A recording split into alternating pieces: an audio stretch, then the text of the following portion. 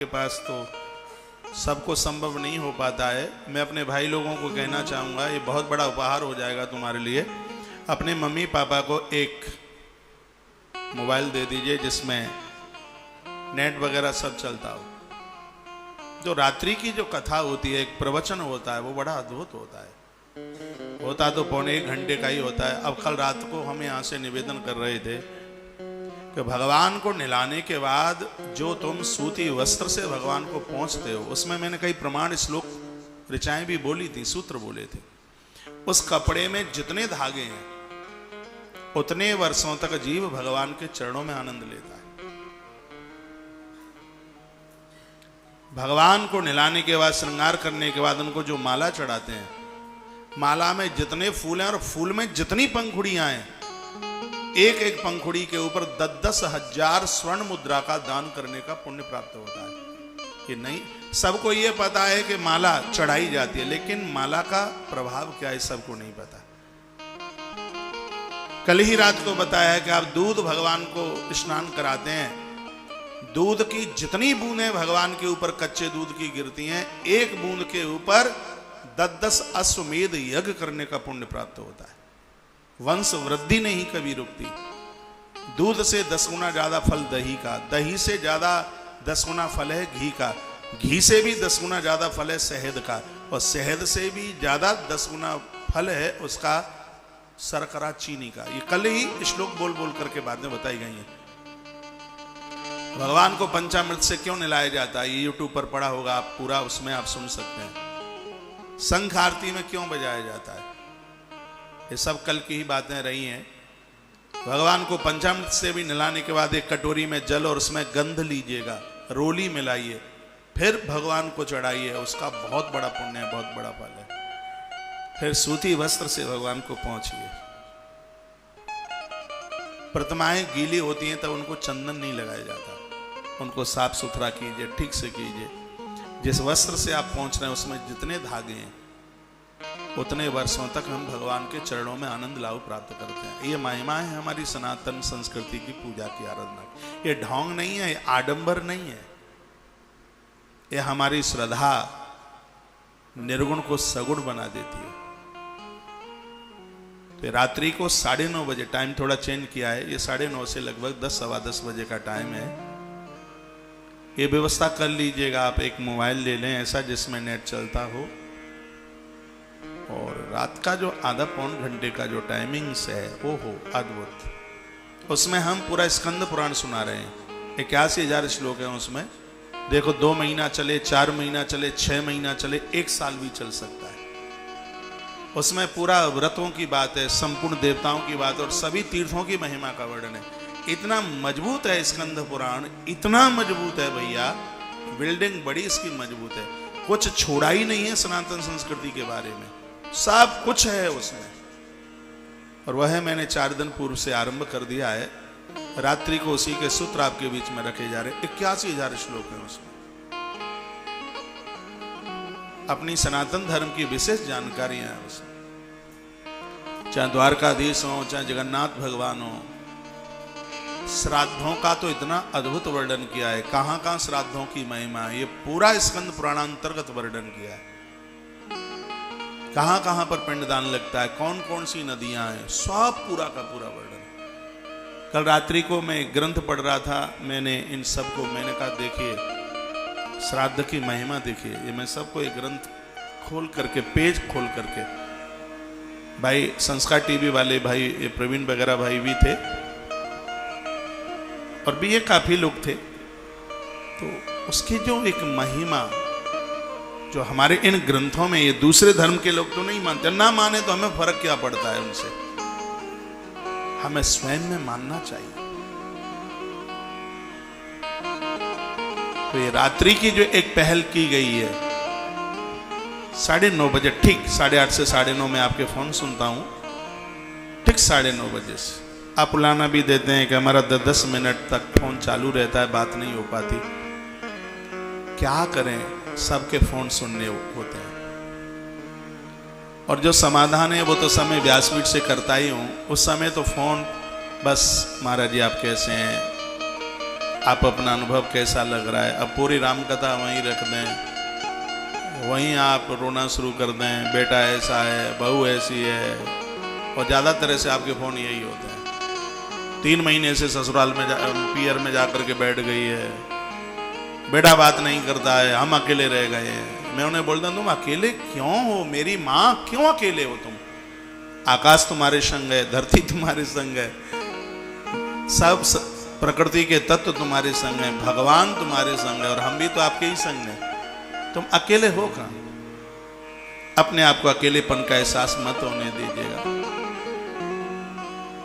तो रात्रि को थोड़ा वह लोग ही बात करें तो जिनको मेरी बात हो ही नहीं पाई है। अब जिनको हर रोज ही बात होती है तो थोड़ा कुछ दिनों की बात कर लेंगे, मन तो करता ही है बात करने का, लेकिन वह जन भी जिनको अभी तक मेरी बात हो ही नहीं पाई है। पूरा दिन इस सत्कार्य में कब दिन कब रात निकले। दूराणाम महिमेति भक्त चरितम तथा तपस्यार्चनम तेभ्यो ये भीप्सितम गणपति तष्ट प्रतिष्ठो ददो ताम सर्वान समर्थ एव कथितम ब्रह्मा कुतो मानव। इसमें लिखा है कि गणेश जी के ऊपर दुर्वा चढ़ाने का जो फल है ब्रह्मा भी वर्णन करें तो भी न कर पाए, इतनी बड़ी महिमा है।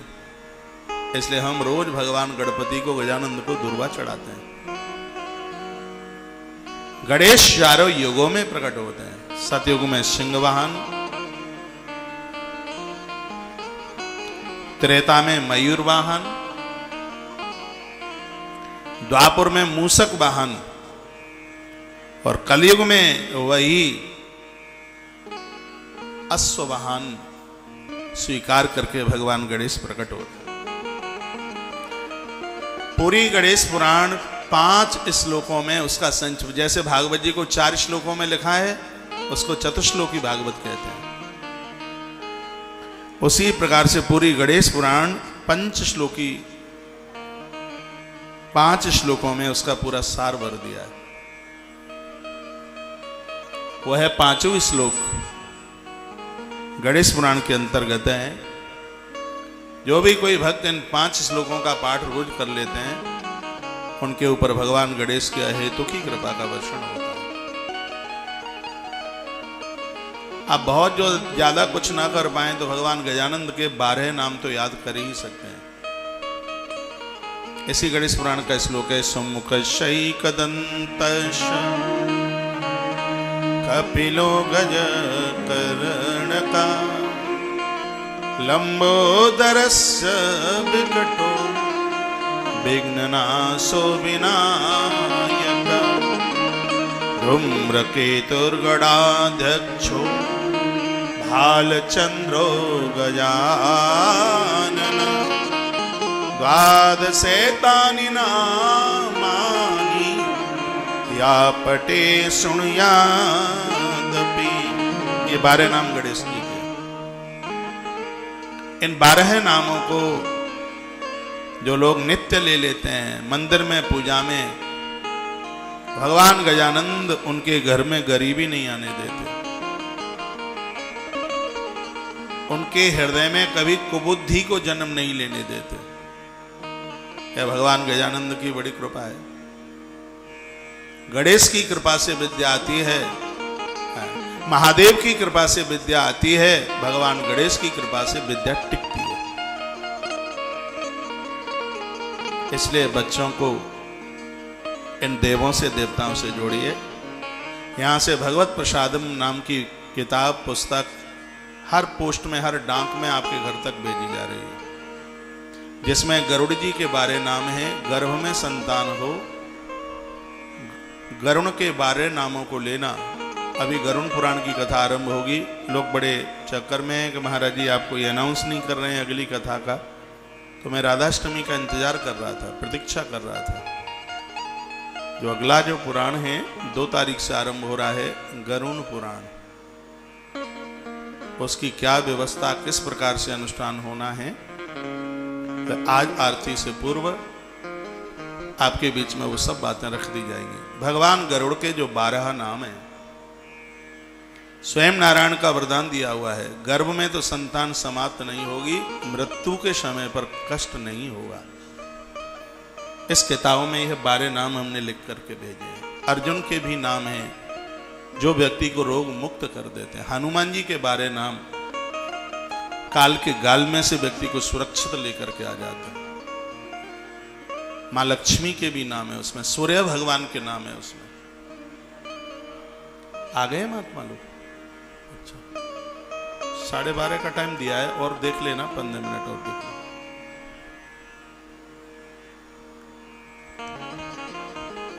उधर राशन वितरण की व्यवस्था हो रही है, काफी लोग पहुंच गए हैं आश्रम में, महापुरुष महात्मा लोग, उनके आश्रम के ब्रह्मचारी लोग सब आप दर्शन करेंगे। अभी आज का दिन मेरे लिए तो बहुत शुभ है, आपके लिए भी शुभ है, क्योंकि एक तो YouTube पर 111 डे 111 बन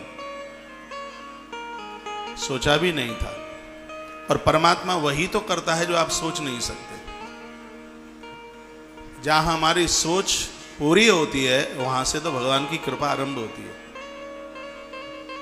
आज 111वां दिन है और वह भी राधाष्टमी है। और ये कहना कैसे भूलूं, भगवान गजानंद का दिन है बुधवार, गणपति का दिन है बुधवार।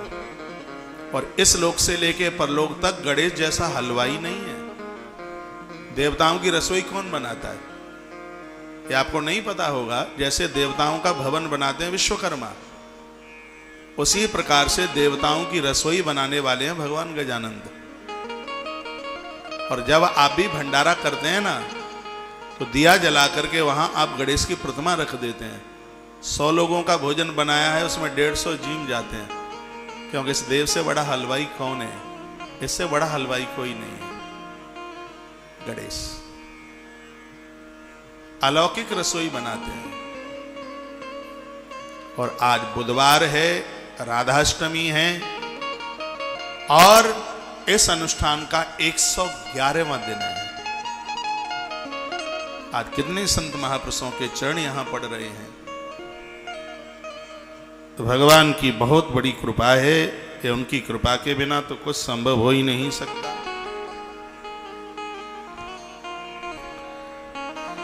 हत्वा तत्र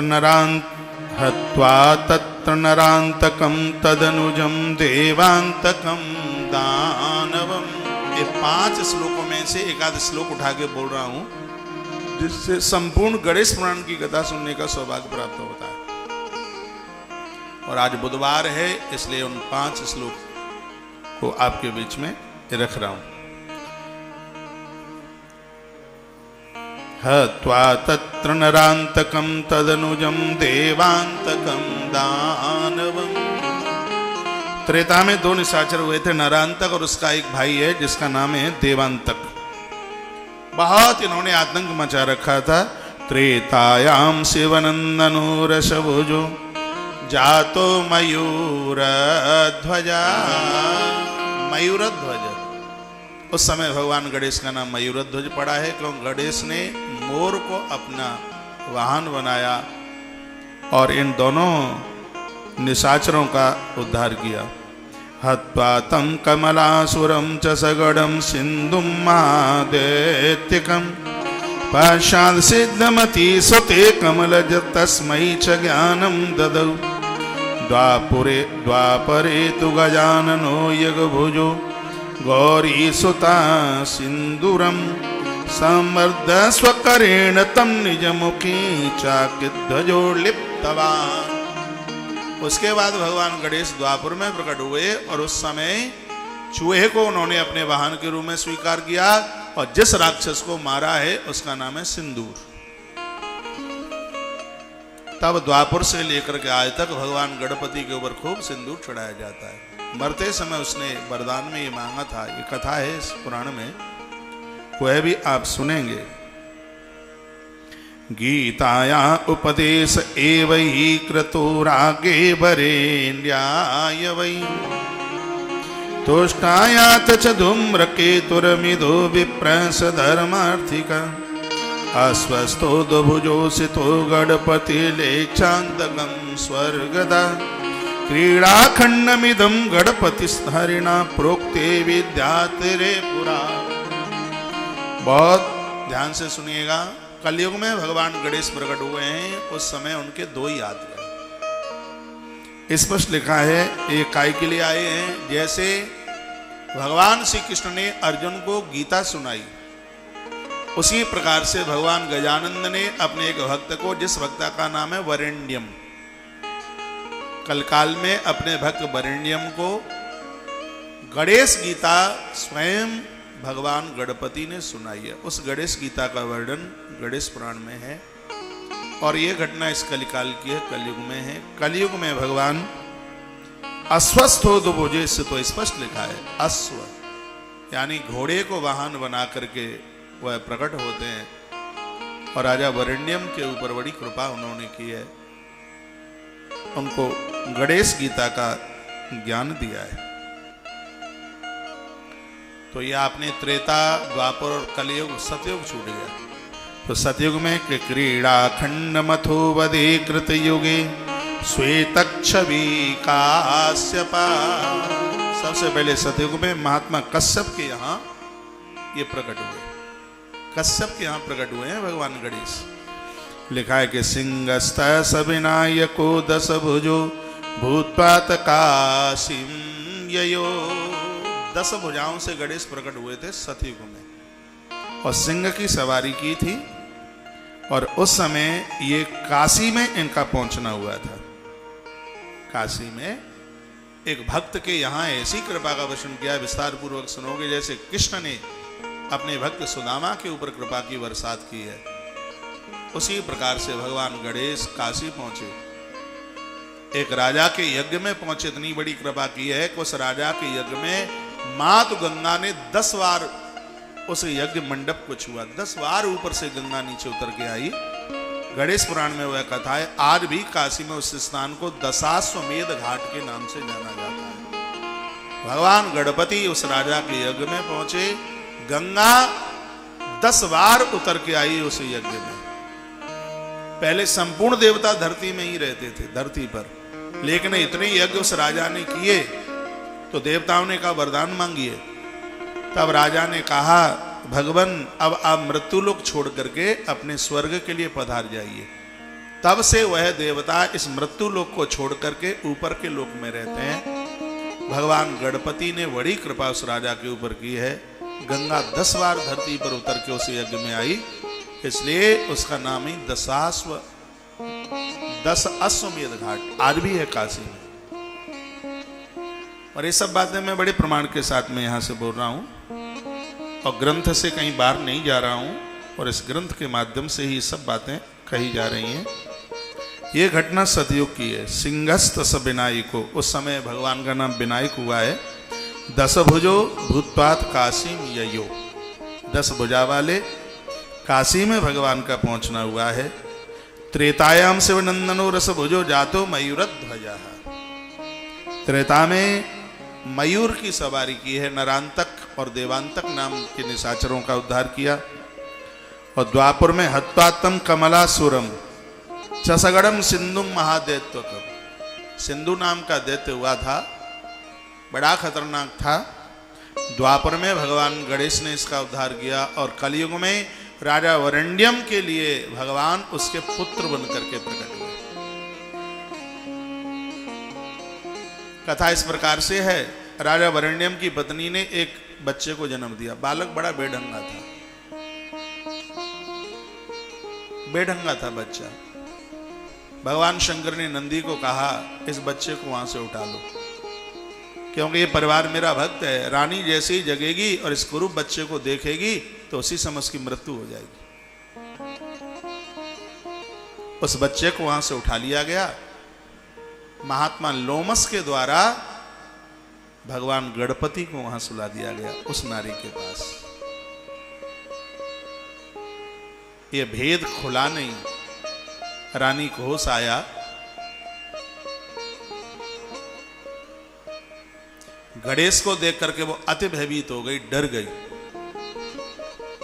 तब गणेश जी को एक नदी के किनारे पर उस रानी की दासी छोड़ करके आ गई। बहुत ध्यान से सुनिएगा। सुबह महात्मा लोमस वहां स्नान करने को आए, बच्चा वहां मिला है, उस बच्चे को लेके गए, आश्रम में लालन पालन किया है। लोमस तो भगवान गणपति के बहुत बड़े भक्त हैं और इस गणेश पुराण के अद्भुत वक्ता हैं। गणेश जी का लालन पालन हुआ और उसके तत्पश्चात राजा वरेण्यम के ऊपर भगवान गणेश ने बहुत बड़ी कृपा की है और एक ग्रंथ सुनाया है जिसका नाम है गणपति गीता। 1 तारीख तक ये तमाम बातें आपके बीच में रखी जाएंगी और आपको ये सुनकर बहुत अच्छा लगेगा। भगवान की कृपा है, 4था महीना कथा को चल रहा है। कथा भागवत की सुनते सुनते आप बोर हो गए होते, आप कहते वही महाराज है, वही कथा है, कुछ नया सा तो है नहीं, और आदमी नया सा चाहता है। राम कथा भी होती तो भी माथे में दर्द कर लेते, टीवी बंद कर, अरे क्या सुने, वही तो है, वही राम एक राम अन्ना। लेकिन हर 10 दिन के बाद, 9 दिन के बाद एक नया ग्रंथ, एक नया पुराण सुनने का, श्रवण करने का सौभाग्य प्राप्त हो रहा है। तो हमें प्रसन्नता भी होती है कि हमारी संस्कृति इतनी है कि जीवन भर बोलते रहिए, पूरी जिंदगी आयु कम पड़ जाएगी लेकिन हमारे ग्रंथ पूरे नहीं हो पाएंगे। इतने ग्रंथ हैं, पूरी जिंदगी, और एक ही जीवन नहीं, कई जीवन। एक बार मैंने बोला है आपको, बाल गंगाधर तिलक जिन्होंने गणेश उत्सव के ऊपर बहुत जोर दिया, उन्होंने अपनी एक स्पीच में लिखा है, हम हिंदुओं के इतने ग्रंथ हैं, उड़ने वाले वायुयान, रेंगने वाले मोटरयान, तैरने वाले जलयान, इनको लोड किया जाए, लोडिंग की जाए तो वाहन कम पड़ जाएंगे, साधन कम पड़ जाएंगे, किताबें, ये ग्रंथ पूरे लोडिंग हो नहीं पाएंगे। और इन ग्रंथों को पढ़ने वाला कोई व्यक्ति मृत्यु के तत्पश्चात वहां पहुंचे तो नरक को स्वर्ग बना देगा, नरक नाम की चीज ही नहीं रहेगी। इतने अद्भुत और गहराई के साथ में जिन तथ्यों का वर्णन किया है हमारे ग्रंथों में, वो अति वंदनीय है, बहुत बहुत प्रणाम करने को लायक है।